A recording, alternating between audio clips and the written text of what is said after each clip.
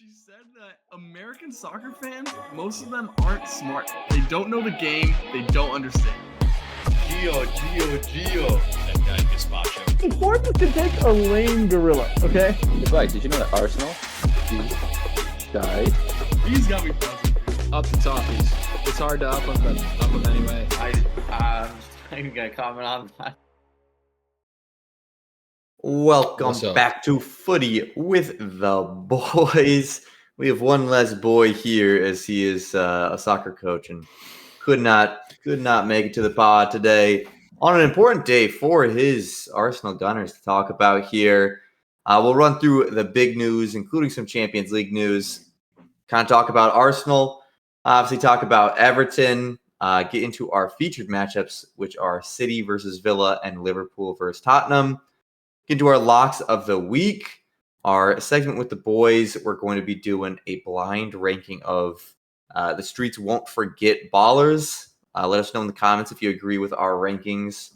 They're going to be blind rankings, so give us some grace. Obviously, a Wonder Grid, we'll knock that out, and then we'll end with a pretty quick U.S. Men's National Team corner. Mike, let's start with the big news, which is obviously in the Champions League, Arsenal versus PSG after they knock off Real Madrid. Barcelona versus Inter on the other side. First of all, just great matchups. I mean, crazy amount of talent. All these teams very deservedly there. And these are going to be some just amazing games. Arsenal, of course, obviously has the ties with Nick here. What do you think of these matchups? And then we'll get into the Arsenal talk and talk a little bit more about that matchup specifically. I mean, the matchups are incredible. Four great teams. Going to be a relatively new winner. I mean, none of these teams have run recently. Inter has been since 2010, I think was the last time they won. Barcelona 2015, and then Arsenal and PSG. Neither of them have ever won the thing. So a bit of freshness in the Champions League, which is always good. Don't see Real Madrid, the usual winners, left in the semis. Matchups are tight. I mean, it's hard to call either one of them. Congrats to Arsenal, dominant fashion against Madrid there. Really, Madrid were never even close to being in the tie. I mean, all the memes were hilarious about Arsenal going to the Bernabeu. Oh, it's not over. Oh, it's not over. It was over. I mean, they weren't in the game to begin with.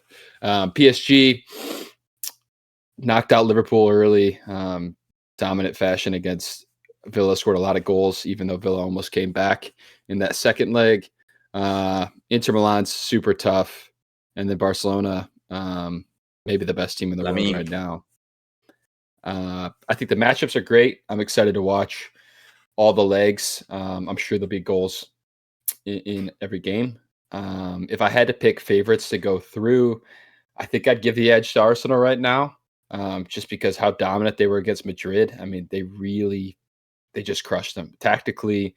The performances, even like not a first choice back line for Arsenal.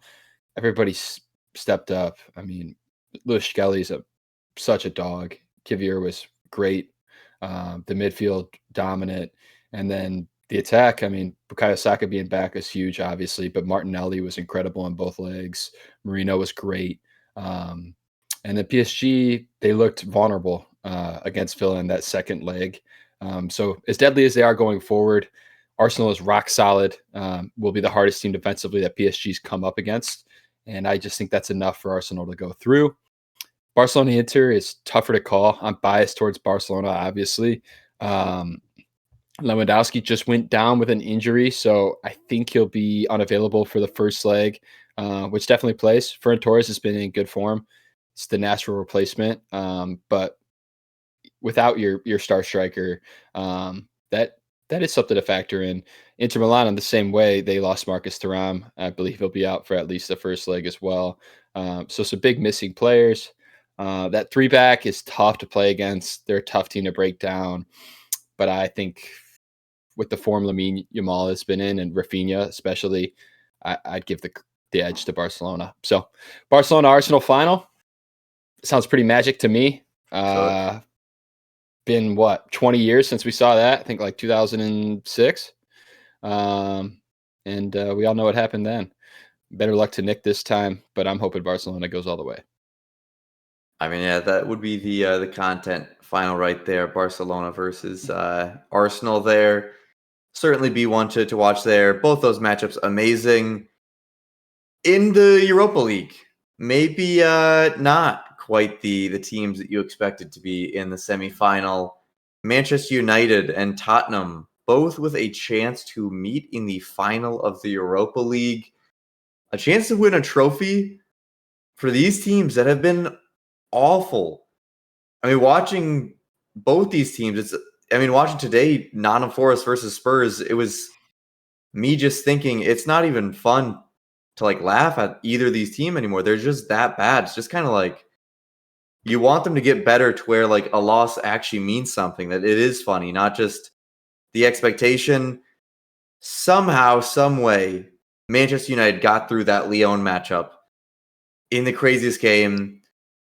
Tottenham facing off against a very, very small side there, which not even the biggest team in Denmark's league, I don't believe. So knocks off Lazio, gets the semifinal, and they're going up against Tottenham Hotspur. Norway, brother. Norway, close enough. It was in the same region. Close enough. Scandinavia, yeah. Yeah. Close. It's all the same over there. How good are you feeling if you're these other teams going up against Manchester United and Tottenham, knowing that they're at such shaky performances? But at the same time, if you're Manchester United and Spurs fans, how much does this completely change your season around? If you win the Europa League, somehow find yourself into the Champions League, you're damn near relegation. And you're going to be finding your way to the Champions League potentially? I mean, does this completely wipe out the frustration? You win the Europa League, how can you be that upset? You're in the Champions League next year. Yeah, I mean, their league performances have been abysmal. I guess Man U's is a bit more understandable. Manager change and just kind of a shit show of how they run the club. Emery's got a longer leash than Ange. That's safe to say. And yeah, you win this competition, it does really save your season because you get the Champions League money, you get the Champions League spot, and you have a trophy in the cabinet. So something for the fans to celebrate. They could quickly forget about how poor you were in the league. Do either of these teams deserve to be in the semifinal? Maybe. I mean, Man U, thrilling comeback against Lyon. That red card was very fucking questionable. Kind of like Chris Richards' red card this weekend. So they should feel a bit jaded by that. But they got through. Nonetheless, Bilbao's going to be a tough test. Tottenham, more favorable matchup. I believe I read that it's like the first time a Norwegian team's made it to this stage of any sort of European competition. They have like this tiny little stadium. It's located in the Arctic Circle. Pretty cool, but I mean, the middle of fucking nowhere. It's a tiny little team playing against the Giants of Tottenham. Tottenham have had terrible injuries this year. Surprising that Ange still has a job. But I don't think it's crazy to say he saves his job if he wins the whole thing. He gets a Champions League spot. He wins a trophy for the first time in fucking forever for Tottenham. And they turn around and try to do it again next year. I'd love to see a Man U Tottenham final here. It'd be shit. I don't think either one of these teams deserves a trophy this year, but I think more than likely one of them is going to get it. Yeah, I mean, it'd be very entertaining to see. I think Bilbao is feeling awfully it's pure good tank with too. The remaining in the league. Like neither Man U or Tottenham give a fuck. I mean, Man U lost to Wolves on the weekend, put out some bullshit squad. Yeah. Tottenham put out their reserves today against Nottingham and lost 2-1. Yeah, so they've just fully focused on winning the Europa League, which makes sense at this point of the season. Yeah, it's the only way possible to save the season. Speaking of Europe Champions League qualification, Villa and Newcastle faced off in our featured preview last week. Villa came out on top. They came out on top by quite a bit, 4-1 in this one. It was close for a while in this one. And then once the floodgates opened for Villa, the floodgates opened 4-1. Mike, is this maybe more the Villa that we're supposed to see, that Maybe they got stretched by Champions League, Europe, kind of figuring that out. I mean, it's 2 points, I believe, from third to seventh. So there's a lot of teams vying for Champions League. Aston Villa is certainly one of those teams. Absolutely just massacre Newcastle there. They've done all that they can in the last 5 games, 5 wins. It's up to somebody else to still make a bit of a slip up, but obviously 5 games left. Plenty of time for that to happen. Should Aston Villa be considered a Champions League team here? You think they get in? I mean, I picked Newcastle as the favorites. I think I picked them as my lock of the week last week. So what the hell do I know? But 2 of the most informed teams in the league. You could say they were the most informed teams in the league going into this matchup. And maybe Villa is just kind of spurred by that PSG result. They were so close. Put up, I mean, 4 goals in the 2 legs. Yeah, so they could score against anybody. Yeah. So they're just men on a mission. I would think Nick would probably say this is just pure Unai Emery ball. Like they could beat anybody and then they could lose to someone the next week. Anyone. Yeah, exactly. But they dominated here. I mean, the Onana goal at the end, fucking fans are screaming for him to shoot. Just bangs one top corner. There's a ton of class in this squad. They are deep to a degree. Like, don't have maybe the star names that some of the other teams in the league have, but they got a lot of talent. But like a lot of like upper echelon, mid-level guys who are proper ballers at the end of the day. I mean, they took our best player from last year, Onana, and he doesn't even start every game. So that says something about their roster. I didn't expect them to wall up Newcastle like this, but if they could put up a result, for sure they deserve Champions League. Yeah, I mean, it's going to be something to watch on the stretch. We needed something to watch going down the stretch. Yeah. This little gap from 3rd to 7th is something definitely to watch because there's so much Super implications exciting. with the money that's on the line. And a lot of these teams are going head-to-head or going up against, the big teams, the Liverpool, the Arsenals, going against each other, teams that can certainly fight for these spots. Something to watch there. Unfortunately, we move over to Arsenal here. Not really much to watch for them in terms of the league play. They got a 4-0 win versus Ipswich. Mathematically saves Manchester United and Tottenham Hotspur from relegation. Once again, just ridiculous that those 2 teams could potentially be in the Champions League. At this point, 5 games left. They're just now safe from relegation. But the big thing is obviously Champions League. You don't really care about this. But what you do care about with this, Mike, is people are getting in form for Arsenal. 4 goals, yes, against Ipswich Town, but you just beat Real Madrid. You didn't just beat them. You just dismantled Real Madrid. You didn't lose either of the legs. You didn't allow a chance at the comeback. And you come in here, you destroy Ipswich, and you're going into PSG. I mean, where's the confidence level you have in Arsenal? I think early in the season, there were injuries. Form because of that maybe was a lot more shaky.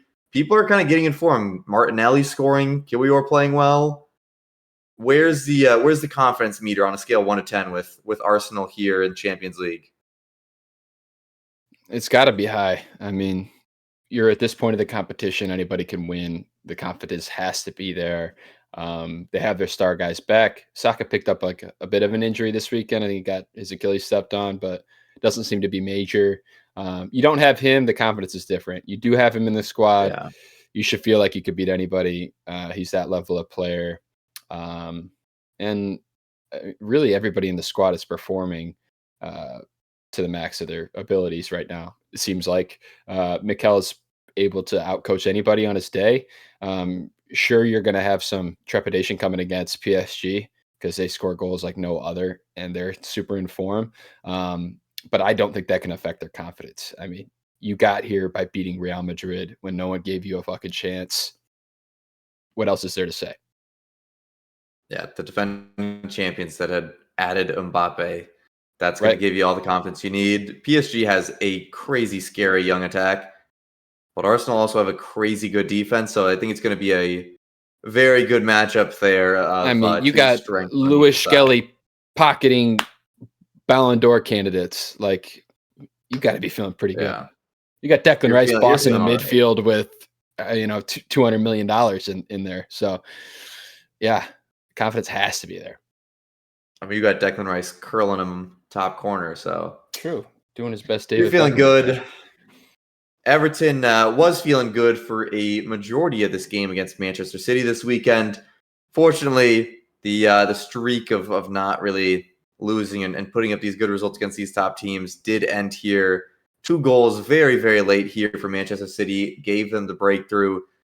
Toffees again had their chances, had certainly at least the chance to get the draw, if not more. But what do you think of just from this game here, Mike?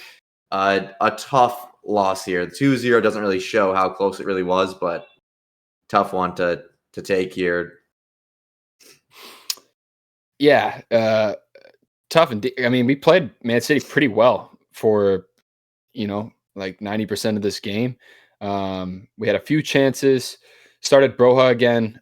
He did not look great. I'm starting to lose faith in him being a real option for us at striker. I think after the loan's done, that might be it for him at Everton. He just doesn't do what we need out of a striker. I think he is very service dependent, and we need a dude who can really hold up well and just chase after like dead balls and lost situations. That's what Beto does well. So was a little disappointing there. The rest of the squad played well though, defended very well, really minimized any sort of chances. And then Tarkovsky got hurt, and I think Moyes made a bit of a poor decision bringing in Michael Keane. A lot of fans have said it. I think it makes sense sliding Jake O'Brien over there to fill that center back role and then putting on a true right back. Didn't do that, put on Michael Keane, and then it kind of went to shit. Man City had a lot more of the ball after that, were really able to create a lot more chances. Keane was pretty poor in his positioning, especially in that first goal with O'Reilly. And then game was over at that point. We were kind of chasing, but not creating much. Dwight McNeil came on, didn't look ready. He got that game-winning assist against Forest the last week, but he still doesn't look like he's at full fitness. Jack Harrison actually played a great game. He started and played most of the minutes. I think subbing him out was a poor decision. Should have let him keep going because he was really running at guys, causing problems for City, and making them stay true in their shape. They couldn't get that far up the pitch. When we subbed him out, they had all the ball, really smothered us, and then the second goal was inevitable at that point. Yeah, I mean, second goal doesn't matter too much with it wasn't going to come back for Everton there. So No, second goal, we never looked like scoring at all. Yeah, I think that's kind of the biggest issue with Everton. It's been that getting those actual goals in. I think a lot of times there are chances that don't just have a finish, or we have a few chances that might be all right, and it's just not the person to finish it. Beto just has not been that. Broha not doing anything to make you think, no, we don't need anyone else. So who realistically are you looking for Everton to get back? Shouts of Richarlison coming back. He was very successful here at Everton. Delap with Ipswich being relegated. I mean, there's some names out there. Maybe Isak? I'm just kidding. But who are you thinking for Everton here? I like Delap. I thought he was really great this year. Scored double-digit goals. Being on a relegation side, that's hard to do. I like his attributes. I mean, he's good with both feet. He could score goals from like all around the box, good in the air. So that's exactly what I'm looking for. I think a few of the other guys in that list are fine. Like bringing Richarlison home would be cool if we can get him on a deal. Like if Tottenham's looking to sell cheap, for sure. I don't want to spend a ton of money on him though. He's not been great for a few seasons now. And then the other guys on that list, Evan Ferguson's a weird one. You have to see where his valuation's at because he was rumored to be like $100 million last summer and hasn't done anything since then. So if he's on a real bargain price, maybe you float one. I don't think that's going to be feasible though. And then a dude like Mickey Beereth, who's scoring a lot of goals in Ligue 1. That's always a bit of a gamble coming into the Premier League. that would just have to make sense money-wise, though. If we can get to lap, that's my preference. It's going to be a tough bidding war against Man U and other big clubs, so I'm sure. What I don't want to see, what is being floated around a lot right now, is re-signing Calvert-Lewin.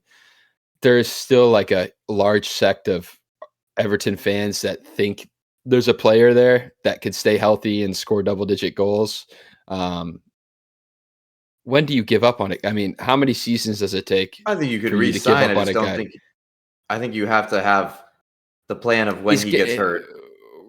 But he's not going to sign for some chump change. We're not going to be able to get him on Yeah, a you small offer contract. a re-sign at a decent rate, and if he says no, then that's He's going to ask for like a couple $100K a week. Like he's going to ask for starting striker wages, and he's just not worth it, in my opinion. Like he hasn't scored double-digit goals in 3-4 seasons now, and he's not available. So I don't see the appeal at all. Mike, here's a thought. What about bringing an American back to Everton, getting either Josh Sargent, who's been by per 90, by per minute, the best striker in the Champions League by a margin, and then Haji Wright also putting up 12 goals so far this season for Coventry. He might be moving up with Coventry. They're right now in a position to be in the playoff, but I mean, I'll give you 15, 20 mil for the pair. I'll take them both. Take them both? Yeah. I mean, I think you could get them bargain hunting. They've both been injured and producing like crazy when they're healthy, but both have had injuries that are preventing them from being maybe Golden Boot winners that set their price a little bit higher. I think Coventry might want to keep him if they get up, but there's a chance they don't get up and he wants to go. Norwich is not having a chance of going up this season, so I would imagine Josh Sargent is a potential mover, as he's considered one of the best, if not the best striker in Championship right now. So I don't hate it. I mean, I doubt they'd be that much money. And I mean, Josh Sargent didn't really play striker when he was in the Premier League last time. They kind of put him at right wing. So give him a real shot. Fuck it. Yeah, we'll love to get some Americans back at Everton. Let's get into I'll take Brendan Aronson if Leeds is ready to sell. Brando, he's up in the Premier League already. Welcome back, Burnley. Welcome back, Leeds. Probably see you back in the Championship in 2 seasons. Yeah, see you next year. Mall of the USMNT. Some will say. Next week's feature previews, starting with City versus Villa, separated by just 1 point here. Champions League in the balance, 5 games left. This is a massive one, a 6-pointer for them if they beat the other. Helps them knock out somebody of their potential contention for Champions League. A lot of money on the line here, Mike, with Champions League and Europe and everything going on with it this hotly contested. Who do you trust more to win here? City is the known entity of what they've been, but they haven't been it.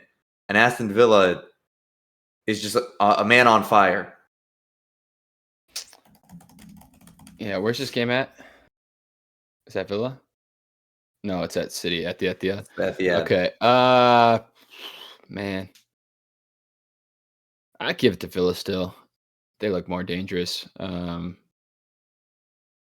It took City 84 minutes to get one past us. We're good defensively, but City's been so susceptible. If their midfield can get dominated, why not? I'll give it to Aston Villa. Yeah, 5 wins in a row. Hot hand. Feed the hot hand. I'll tell you what, it's who needs us more? I would say it's Man City, because holy shit, you spent 200 billion basically in a January window. In the January transfer window to try and fix this thing, turn it all around, and it's not really worked. I mean, yeah, they're still in the position to get Champions League, and if you're not going to win the title and you get Champions League, is it really that different? But imagine, man, if they don't end up getting Champions League. Imagine going from winning the title to dropping out of the Champions League. Yeah, treble to nothing when 2 years is certainly not ideal, you could say.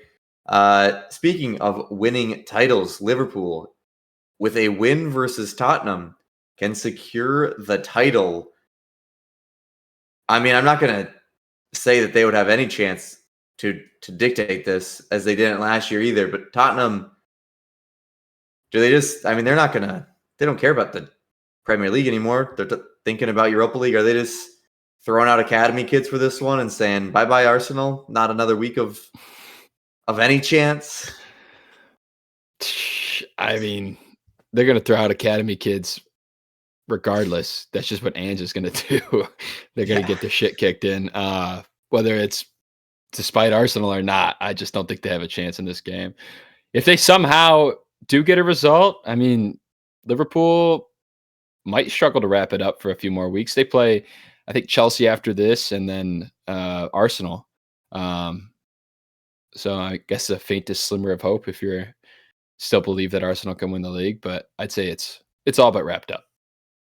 It would be all-time comedy. Cataclysmic choke. Like the craziest sporting moment I maybe have ever witnessed if Liverpool ends up losing this league title here would be whew.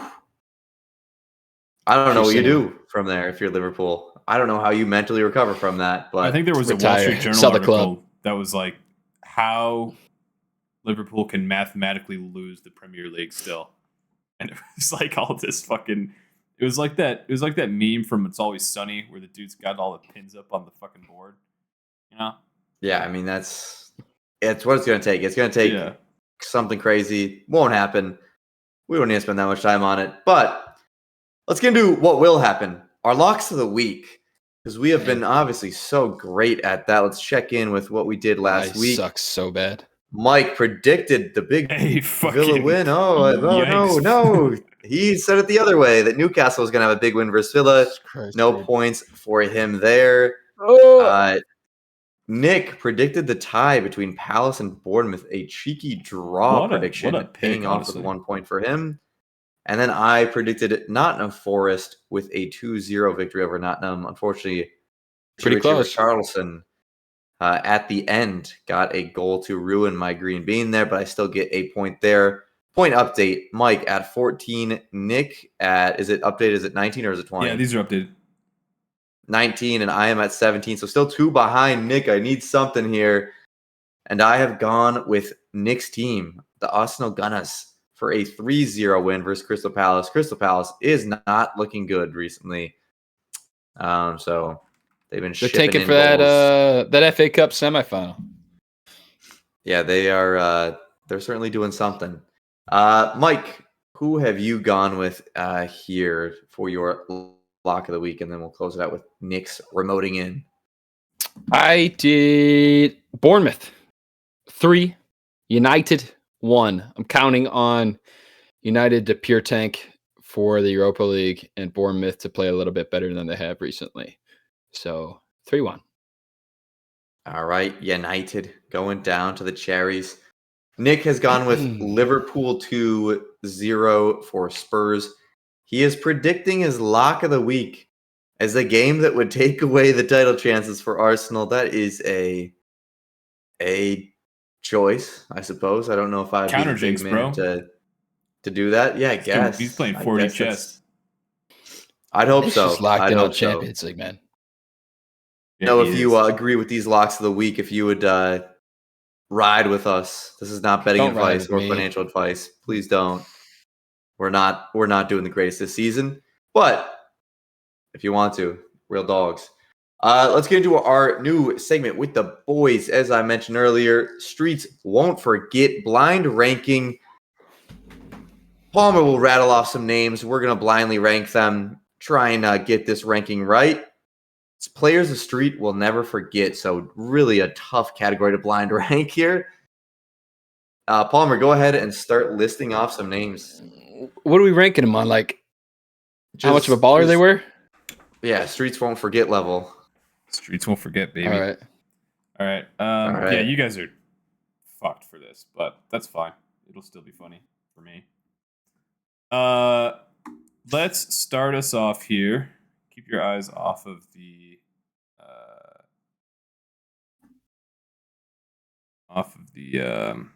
background, so I sheet? Can, off the sheet, so I can actually look at these guys. All right. To start it off, First one. Big time. Big times. We're going to go with Chaboy. I don't know how to say half of these names, but whatever. Chaboy. Oh, Adel Tarabt. Oh, Trapped was Tarabat. fucking money. As a That dude was pure streets sauce. won't forget player. That's right. He's pretty high. Yeah. He's like kind of gotta the definition be- of streets won't forget. Yeah, dude, he's like I wanna say, like, three. I want to say 3. I say 3. I think 3 is a good Yeah. spot. All right, rip There's him a in few 3. guys I could think like ahead of him, but Yeah, that's like, yeah, a dude he's who like just almost a definition. had flair, was not that efficient, but just It's just a streets will never forget level. so sauce. Yeah. All right. All right, so we got Adel Tarabat going in at the 3 spots. Who is mystery baller number 2? For your number 2. Oh, I fucked this up. Okay. I see a picture of Wilfred Boney there. Don't worry about it, bro. Don't worry about it. I'm not going to pick Boney because I'm doing him later. Well, pick somebody. We Yeah, fuck, man. don't got all Fuck night. you. All right. We're going to go with Chaboy. Nani. Luis Nani? Nani? I don't know if he's a streets will never forget player even. Yeah, He's he just was. a good player.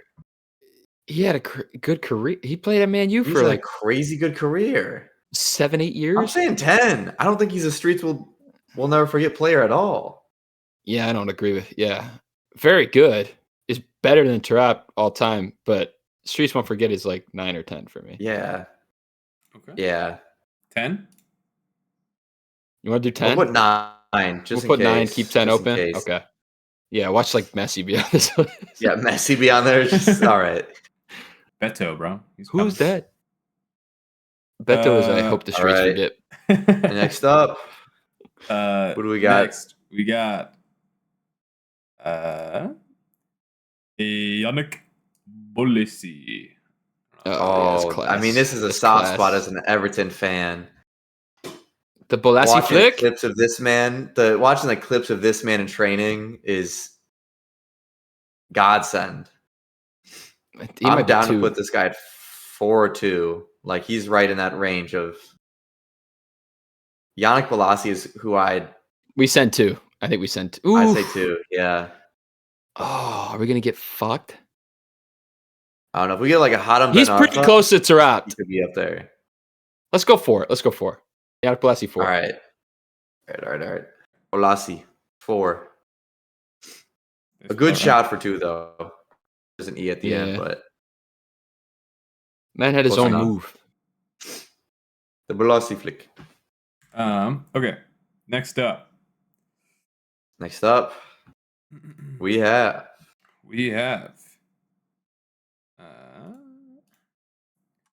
Alan Saint Maxime. A recent Streets Won't Forget player, but still recent playing. Streets won't forget. I feel like He was 7. saucy. He still at Fenerbahce. Yeah. 7 sounds good. 7's Seven. fair for him. I don't have any strong feelings about him, but He was He had a nice season to or- he had a watch. When season or two, Newcastle yeah. sucked and he was like the only good player in there, he just did whatever he wanted. with his Gucci headband, that's like a big whatever. He did score Streets some won't forget class move. goals. Yeah, it's true. Okay. All right, 7's good. on Saint Maxime at number 7. Who is up next? Producer B. Next up. Yes. Next up, we have the man, the myth, the legend. Who? Andre Arshavin. Nick would probably Mm. want to put him a little higher. Arsenal boy. I don't feel that strongly about him as a Streets will never forget, but like He had that He was 4-goal just- game. 5 or 6? he's not like the flashy Streets will never forget. It was just Yeah. performance. So I don't really know where to rank him within. Can we see the ranking again? Yep. Say 6, 6 or yeah, 8. above St. Maxime. Yeah. All right. Andre Arshavin. Okay.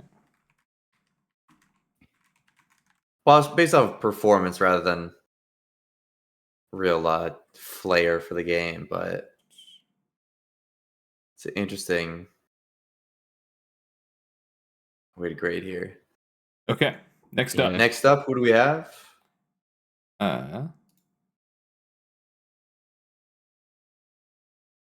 Hate him. Love him. Hayden Ben Afra. Oh, yeah. Oh, that's I peak. love Hatem Ben Arfa. He's 1 or 2. Yeah, he's got to be. What do we have open? 5. Do we both open? You got one and Yeah. 2. I 2? think to me he's like the definition of peak. streets will never forget. Streets won't forget. He's peak. I'll put Ben Arfa at 1. That's cool. I almost want Balassi at 2 and Hatem Ben Arfa as 1, but Afra. It's Arfa, isn't it? Oh, is it? yeah, it is. Having him on FIFA, I apologize. Okay. all right. Let's see who's next. Next up on the chopping Pretty sure he's block. like a professional racquetball player now or something. Yeah. Damn. Yeah. Streets will never forget. All right, People who's know. up next? Okay, next up. Chaboy. Michu. Michu's good. I don't feel that strong about him. I'm down to put him low. Yeah. 8. 8. Okay. No strong feelings about him. Next. Next. Move it. Then We're gonna end up putting some baller. Oh, Dimitri Oh Payet. fuck, Dimitri Dimitri Payet too. Payet. He is just also was great, but holy shit, Yeah. Streets can never forget that run he had. The free kicks.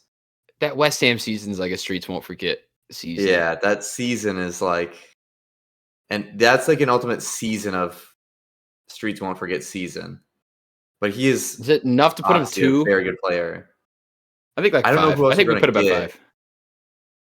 I don't feel comfortable putting him at 5, not knowing who's coming up.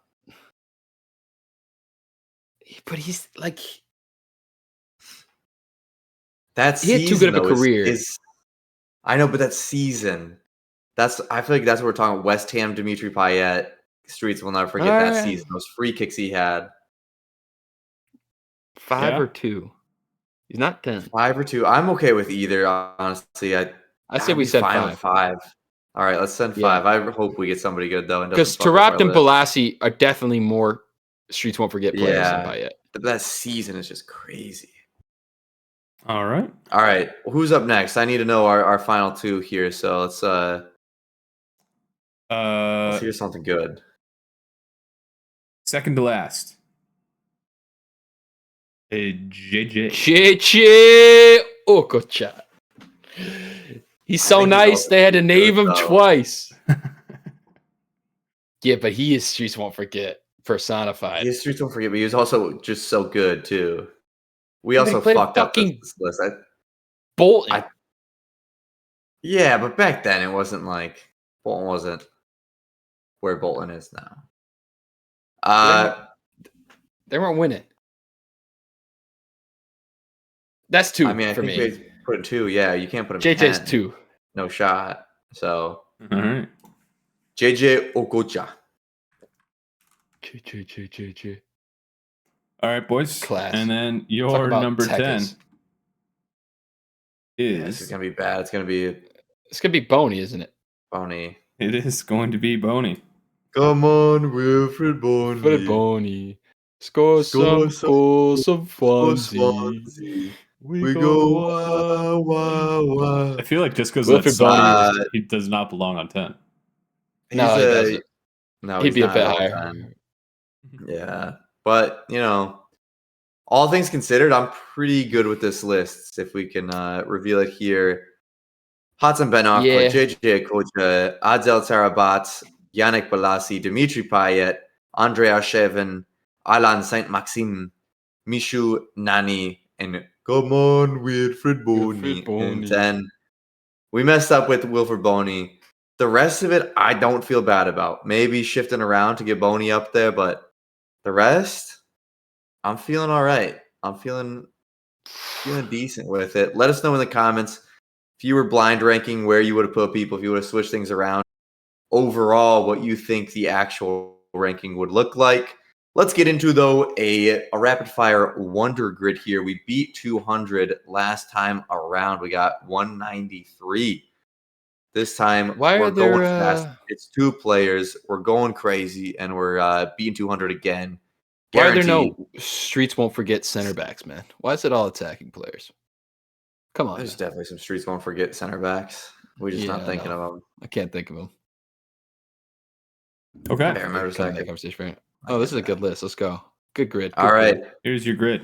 Let's get started on this. We have Chelsea, domestic league champion, North/Central American nationality across the top, and then PSG, Borussia Dortmund, and Celtic Football What are we Club calling this now? Is this breaking across 150? the Are bottom. you guys shooting for it? I think this is just trying to PR Central. wonder grid now. Okay. Yeah. Yeah. North American, Central American, PSG. The only one I could think of is Keylor Navas. Tim Weah was there. So we can. Did he ever play do a for the little senior thingy. team? He did. Dima Weah. Okay. We'll do Timothy Tim Weah. You can just put in Weah. That's probably easier. Timothy. Yep. You're. Yep. Yep.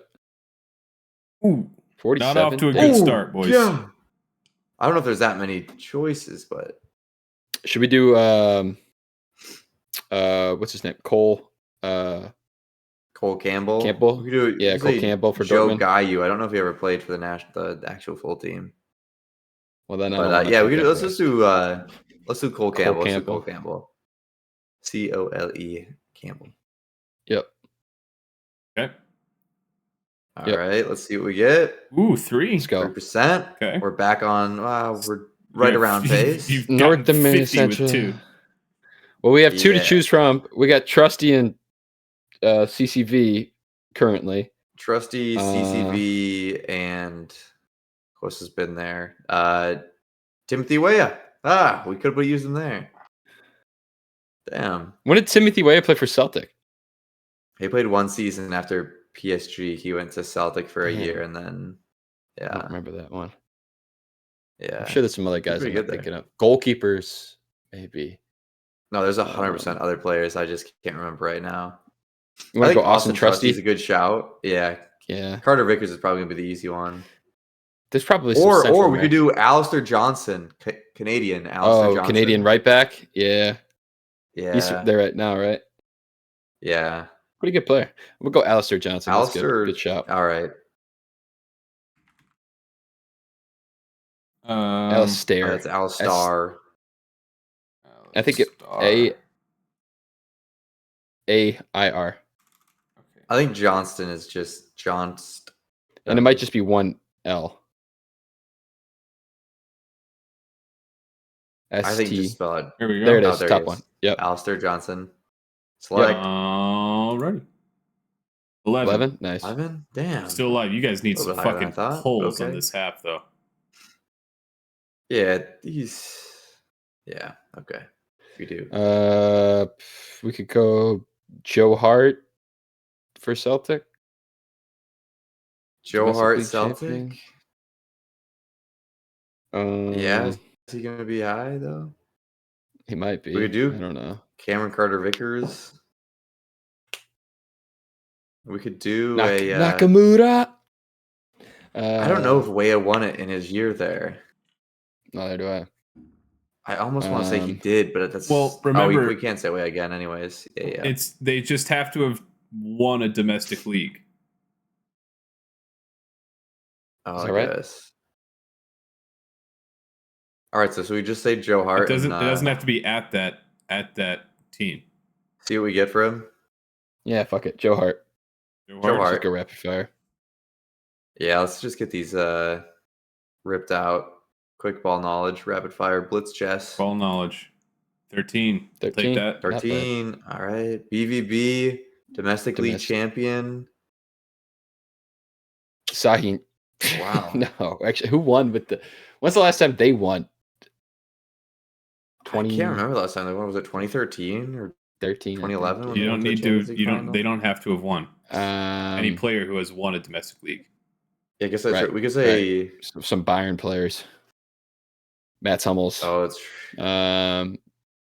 Mario Chris- Götze. Yeah. Mario Götze for sure. Could throw Niklas in Sula. Niklas Sula. Sula. Yeah. Sula's Sebastian probably not Haller. Did Haller win with Ajax? Yeah, do it right. Sebastian Haller's He probably not went bad. crazy that year with them. Yeah. I mean, I say we say like the Sula, the Let's go Gundogan. Niklas Even Sula. we could say. How do I spell that? Sule. Yep. Niklas. Yep. Okay. Oh, you fucked up. Oh, is it with them? Whatever. That means Let's just, that rapid means it's fire out the domestic rest. league with Dortmund. So Palmer fucking lied to Yeah, us. That's just not true. We got dude. lied to. That is true. Did Yeah. Joe Hart Niklas win was- at Celtic? Yeah. Yeah, he did. Oh, When he was a fuck. goalkeeper like 3 years ago. Domestic league PSG. Let's go Javier Pastore. Pastore. All right, let's go Pastore. All right. For which one? Domestic league champion PSG. Pop Center. Yep. Pastore. Pastore. Javier Pastore.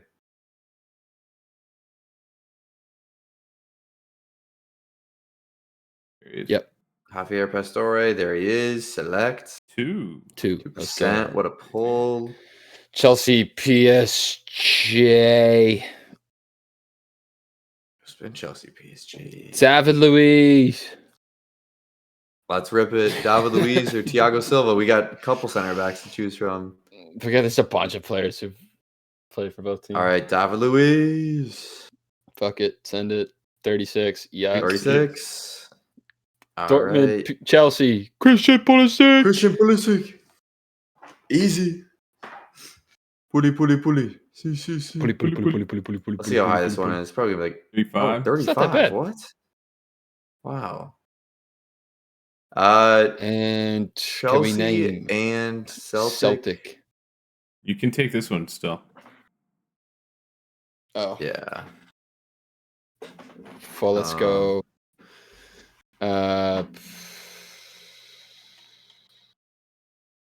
Jacob Blaszczykowski. Schmelzer. Blaszczykowski.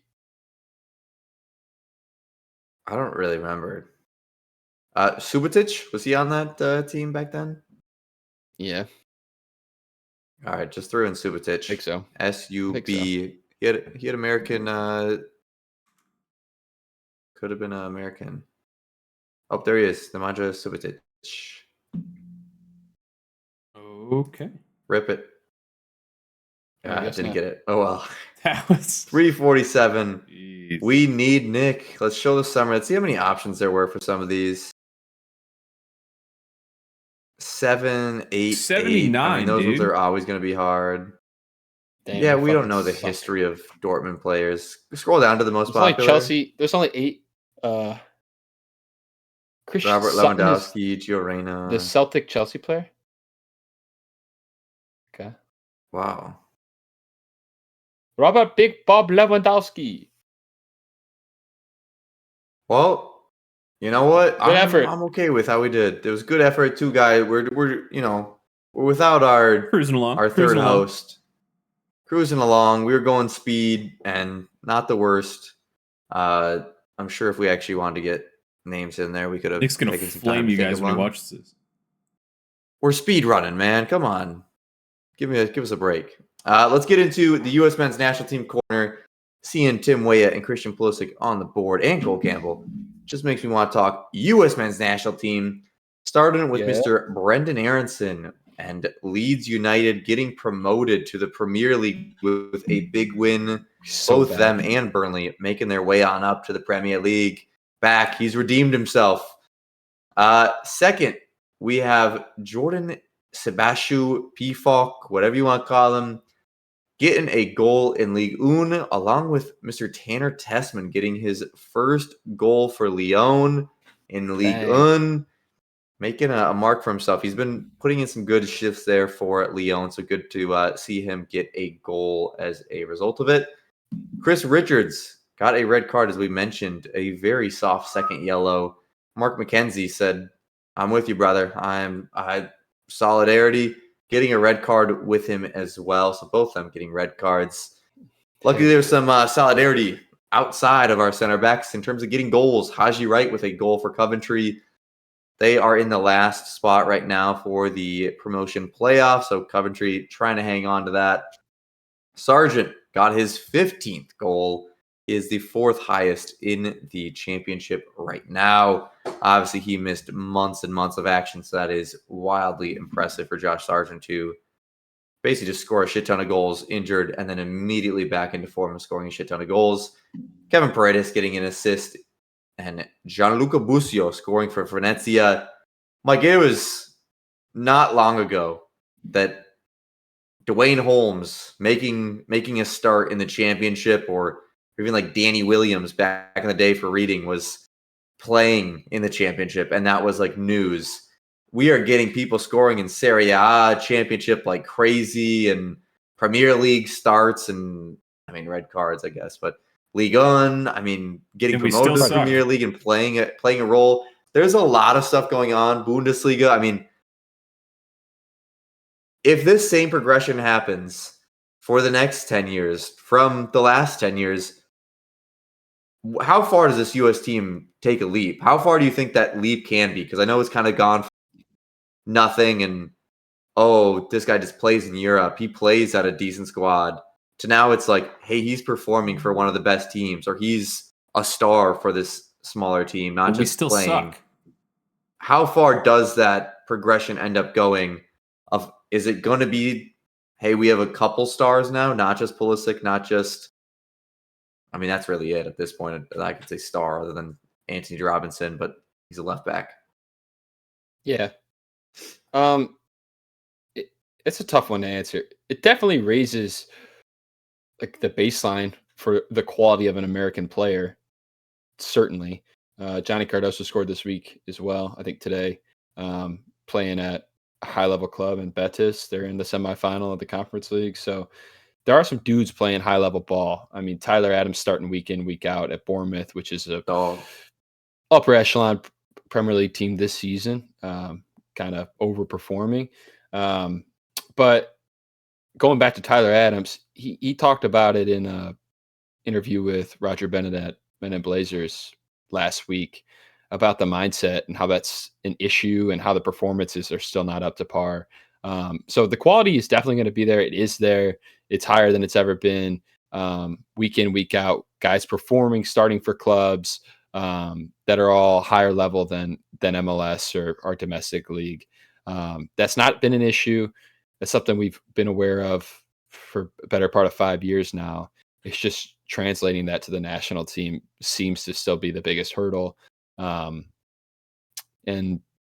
still issues with the federation, like where their priorities are. I don't know. It's a weird time. I'm not so confident that the talent will translate to the national team because I haven't seen it yet. I'm still looking for that breakout performance.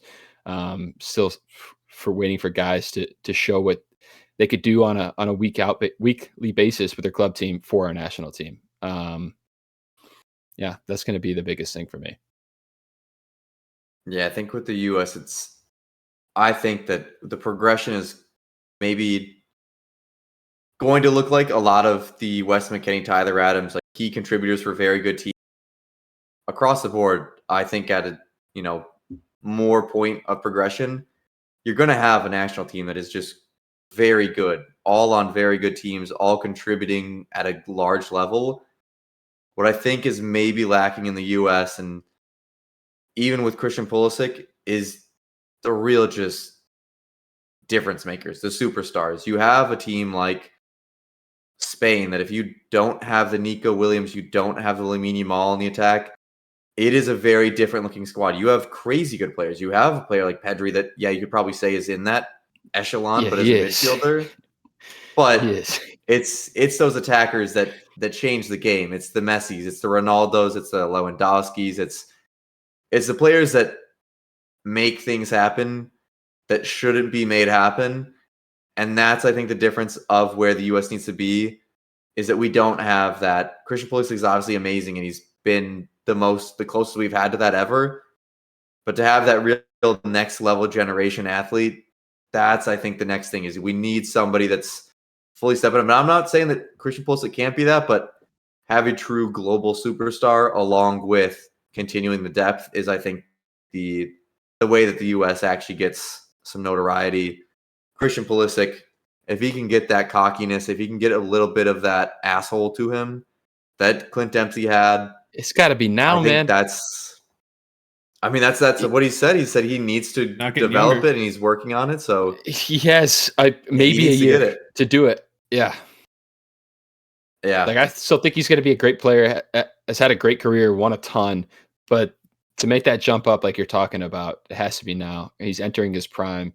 And I mean, AC Milan's a bit of a dumpster fire, but with how shitty they're playing, he'll have an opportunity to play a lot of games and kind of dominate the attack. Yes. Not saying he's not been good in any way. We want to make sure that, but we're talking Lamine Yamal, Rafinha, like crazy superstar, Ballon d'Or, supernova talent. Right. Not just he's a star. I think that's the thing. You got to look at that. And obviously the game is growing at a crazy amount in the U.S. with development and investment being poured into an academy system that wasn't in place until like 2008. We're not far past that. It's crazy how recent all of the actual development academies and any type of structure was put in place for this. So progression will come. See if those mega stars come with it. It's an American athlete way to have global superstars. So we'll see if we follow suit in this. Let us know in the comments what you think the U.S. is going to be looking like in 10 years. If we can make that leap, if they're going to have those superstars, that is Kevin Sullivan, the next Lamine Yamal, as we've dubbed him on this pod. He wants to be the best in the world. That's kind of what I want to hear out of those players. The MLS this season so far. His brother scored a banger this weekend. More to come. Yeah, Quinn's a player. I wouldn't count out Quinn Sullivan. I think he could be international at some point. He could be into a camp, I think. I don't think this takes another step, a real contender for a starter, but he's something. Let us know in the comments who you think that star is for us. Maybe Matisse Albert at Dortmund. Till next time, subscribe, like, comment. Peace.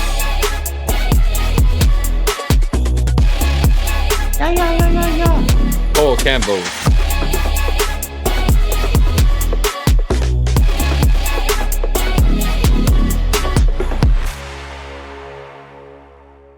Blah, blah.